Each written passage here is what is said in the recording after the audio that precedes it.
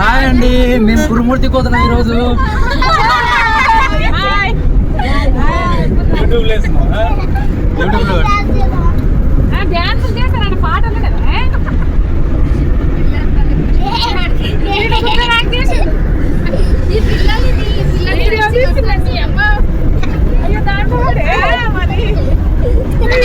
ఇక్కడ చూడప్పా,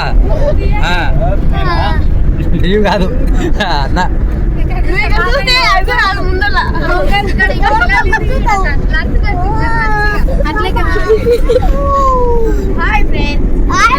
కింద కూర్చోరు, కింద కూర్చోరు, కింద కూర్చోరు.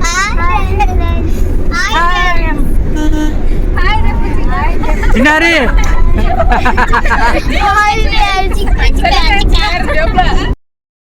జాతరలకు అయితే వచ్చినామండి. వచ్చిన తర్వాత స్వామివారికి బోనం కుండ తీసుకొని వంట వండేసి దాసంగాలు అయితే పెడుతున్నామండి ఇప్పుడు మేము.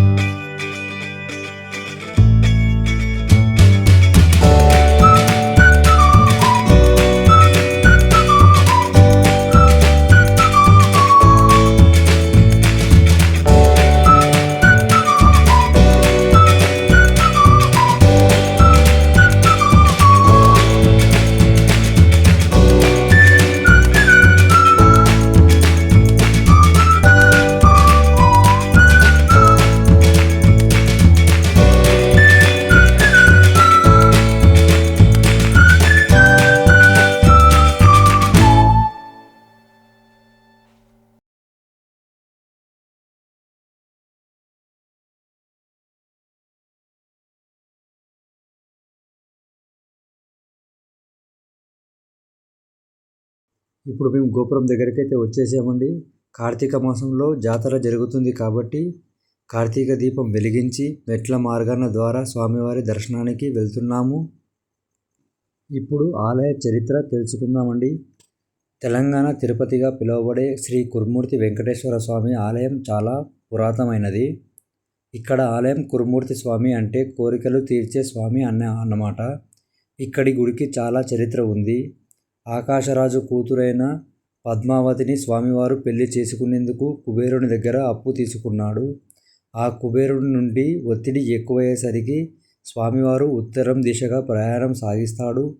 అలా కృష్ణానది దాటిన తర్వాత స్వామివారి కురుమూర్తి కొండలకు చేరుకుంటాడు. ఆ తర్వాత పద్మావతి అమ్మవారు కూడా ఇక్కడికి వస్తారు. అమ్మవారు వచ్చిన తర్వాత స్వామివారికి తిరుమలకు వెళ్దాం రండి అని అంటే స్వామివారికి ఎంతో ఇష్టమైన ఈ కురుమూర్తి కొండలను వదలలేక వారి ప్రతిరూపాలని ఇక్కడ వదిలి వెళ్ళారని, అక్కడి నుంచి ప్రతి ఏటా కార్తీక మాసంలో నెల రోజుల పాటు ఇక్కడ ఈ జాతర చేస్తాడు. అలా భక్తులు ఎంతో ఇష్టంగా ఇచ్చే కానుకలతోనే కుబేరుడి అప్పు తీరుతుందని ఇక్కడ ప్రజల నమ్మకం. ఈ జాతరకు తెలుగు రాష్ట్రాల నుంచి చాలామంది భక్తులు అయితే వస్తారండి. ఈ గుడి తెలంగాణలోని ఉమ్మడి మహబూబ్నగర్ జిల్లాలోని అమ్మాపూర్ దగ్గర ఉంది.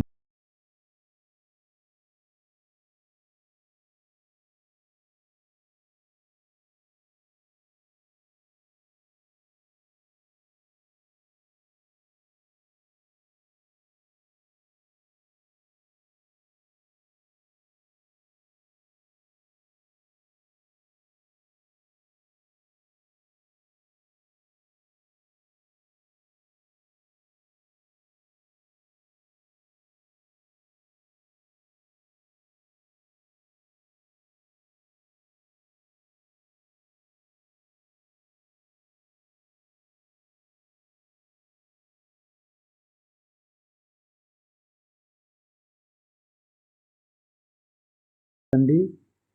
ఇవి స్వామివారి పాదాలు. వీటిని ఇక్కడ ఉద్దాలు అని పిలుస్తారు. ఈ జాతర ఉద్దాల మహోత్సవం చాలా ప్రత్యేకమైనది. ఇక్కడికి చాలామంది ఆ రోజు లక్షల్లో జనాలు వస్తారు. ఇలా స్వామివారి పాదాలతోటి భక్తుల వీపు మీద కొడతారు.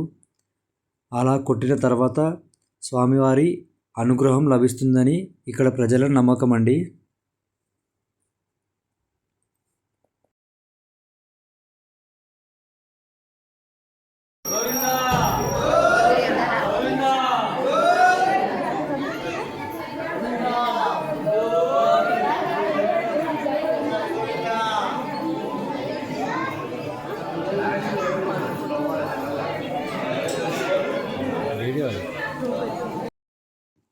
స్వామివారి దర్శనం అయితే చేసుకున్నామండి. చేసుకున్న తర్వాత గుడి ఆలయంలో కొద్దిసేపు ఇలా కూర్చున్నామండి.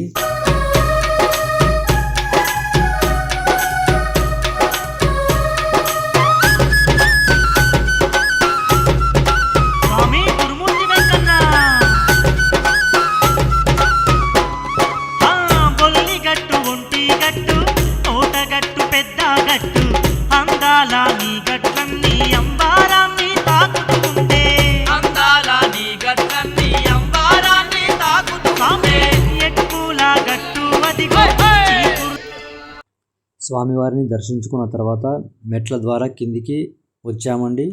వచ్చిన తర్వాత షాపింగ్ చేయడానికి చాలా దుకాణాలు ఉన్నాయండి ఇక్కడైతే. అందులో కొన్ని దుకాణాల దగ్గరికి వెళ్ళి పిల్లలకు ఇష్టమైనవి కొన్నామండి మేమైతే.